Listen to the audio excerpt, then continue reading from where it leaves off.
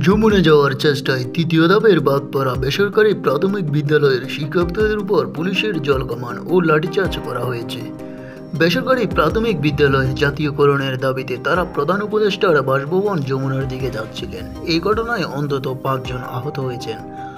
বুধবার 12 মার্চ দুপুর 1:30টার দিকে জাতীয় প্রেস ক্লাবের সামনে এই ঘটনা ঘটে। বাংলাদেশ বেসরকারি প্রাথমিক শিক্ষক সমিতির ব্যানারে জাতীয় প্রেস ক্লাবের সামনে অবস্থান করছেন তারা। দীর্ঘদিন দাবি আদায়ের বিষয়ে অন্যতম আশ্বাস না পাওয়ার কারণে প্রধান উপদেষ্টার বাসভবনের দিকে এগিয়ে যাচ্ছিলেন তারা।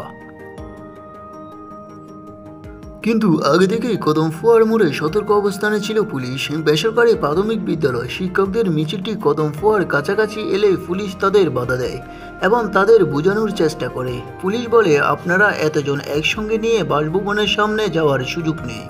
আপনারা চাইলে কয়েকজন প্রতিনিধি মিলে সেখানে যেতে পারেন, কিন্তু তারা রাজি হননি। পরে বাধা অপেক্ষা করে তারা সামনের দিকে যেতে চাইলে পুলিশ তাদের উপর জলকামান নিক্ষেপ করে। তাতেও ফেরানো যায়নি বেসরকারি প্রাথমিক বিদ্যালয় শিক্ষকদের। পরে পুলিশ বাধ্য হয়ে তাদের উপর লাঠিচার্জ করে। এই ঘটনায় অন্তত 5 জন বেসরকারি প্রাথমিক বিদ্যালয় শিক্ষকরা আহত হয়েছেন বলে জানা গেছে। নিউজ বাংলা 29।